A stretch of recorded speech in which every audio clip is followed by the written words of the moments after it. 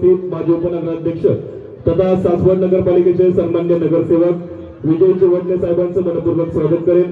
सासवड नगरपालिकेचे कार्यक्षम नगरसेवक सन्मान्य सुहास बापू लांडगे मान्यवरांचं मनपूर्वक स्वागत करेन।